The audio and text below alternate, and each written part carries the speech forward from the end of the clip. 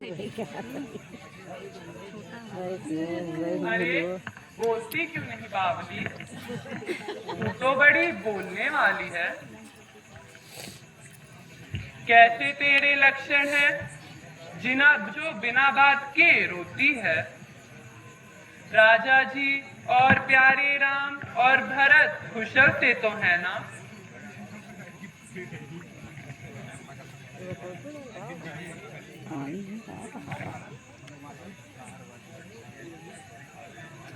अरे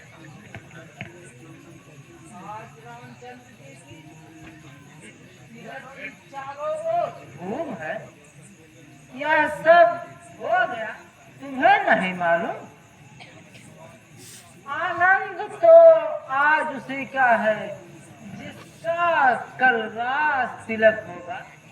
रानी, तुमको नहीं पता, यह चहेती रानी का सब फंद है। कौशल्या के भाग खुल गए और तू राजा के छल से अनभिज्ञ है। कुछ तुम्हें दिखाई देता है या खुशी के पर्दे में गम है। बचते हैं न तारे, हाँ आवाज में उनके मातम है।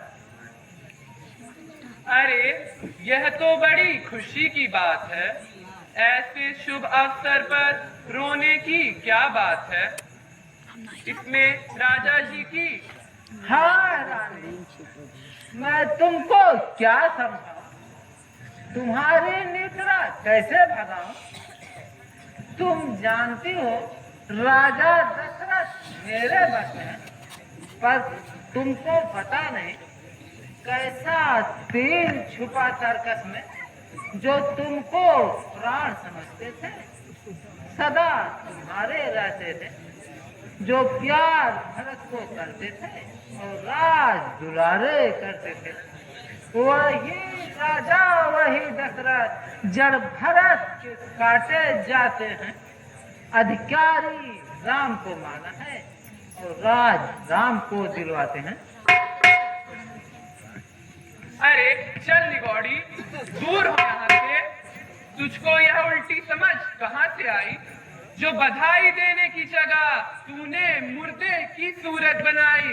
अब की ऐसे वचन कहे तो तेरा मुंह रुचवा दूंगी। यदि सचमुच राज तिलक होगा तो मुंह मांगा रुपया दूंगी।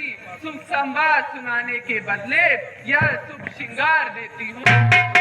कल राज तिलक होगा तो उपहार में यह हार देती हूँ। रहने दो, यह हार तुम्हें को मुबारक हो। रानी जी,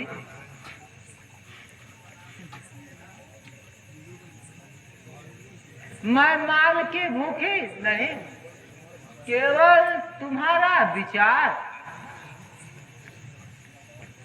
रानी जी, राम की जीत और तुम्हारे लाल की हार। तुम्हारे संतान को राज देने के लिए जिस उत्सुक में कहा था और बना बनाया सब खेल बिगड़ गया।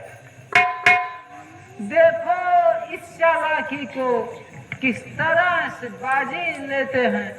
ननिहाल भरत को भेज दिया और राज राम को देते हैं। बलिहारी ऐसे उत्सव की जो नेते देश देश में हो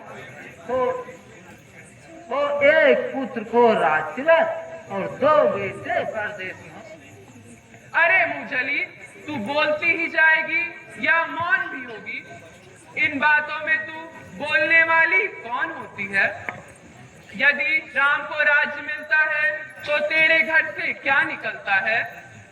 मुझे राम और भरत एक है और एक ही पेड़ की शाखाएं।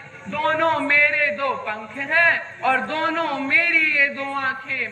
भरत राम से बढ़कर है, राम भरत से आगे है। भरत आंख की पुतली है और राम प्राण के धागे हैं। एक है तन और पांव दो, एक देह दो हाथ। जैसे हो बादाम में दो गिरियां एक साथ। मुझे राम और भरत है मेरे प्राण घात। आंखों में ज्योति है दोनों ही एक तार। बोल बोल, तुझे भरत की शपथ, सच सच बता क्या बात है? हर्ष के समय विस्मय की क्या बात है? ये कई बार आस सब दूजी, अब कछ कहाँ जेल कर दूजी। क्या अभागन सिर फोड़ने योग्य है? देवी क्षमा कीजिए, हमारा सिर फोड़ने योग्य है। तुम्हारा अनुभव नहीं देखा जाता, अब ना बोलूंगी। मुझको क्या कहना, क्यों अपना मुख नुचवाऊं? दोनों में कोई राजा हो, मैं दासी ही कहलाऊंगी। पर फिर भी इतना कहती हूँ, यदि गद्दी पर श्री रघुवर हो, कौशल्या की तुम दासी हो और भरत राम के अनुचर हैं। धिक्कार है ऐसे जीने पर, क्यों पड़ा है पर्दा आंखों पर। दुनिया में जब मान नहीं तो डूब के मरना अच्छा है। बलिहारी ऐसे उसों की जो न्योते देश देश में हो एक पुत्र को राजतिलक और 2 बेटे परदेश में हो। बात तो दासी ठीक कहती है, सचमुच यह मेरी भलाई में ही रहती है। निसंदेह यदि राम को राज मिला तो भरत अयोध्या से निकल गया। अब क्या किया जाए, कुछ समझ में नहीं आता। प्यारी मंत्रा, तेरी बात मेरे मन में बैठ गई। अपने लाल की दुर्दशा सोचकर छाती फट सी गई। अब तू ही कोई उपाय बता और मेरा संकट हटा। अच्छा रानी, यदि उपाय पूछती हो तो कमर कसकर खड़ी हो जाओ। पक्षी फंसकर रह जावे ऐसा जाल बिछाओ तुमको याद होगा तुम्हारे 2 वरदान राजा पर बाकी हैं। बस उन्हीं से अपना तीर बढ़ाओ और उन्हीं से अपना काम बढ़ाओ। जब राजा आवे महलों में तिरछी कर कमानों को, पहले कुछ क्रिया शरीर दिखाकर और मांगना उन वरदानों को। बात नहीं जाने पावे उस समय मांगना जब राजा सौगंध राम की खा जावे।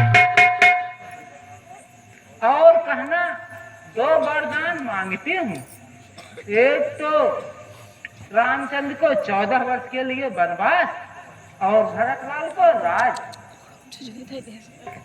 धन्य हो मंत्रा, तू बड़ी नैतिज्ञ है, तेरी बुद्धि की बलिहारी है। सचमुच भरत तेरा पुत्र और तू उसकी महतारी है। मैं समझ गई राजा की चालें। अब मैं कोप भवन में जाती हूँ, बस फंसकर पक्षी रह जाएं, ऐसा अद्भुत जाल बिछाती हूँ।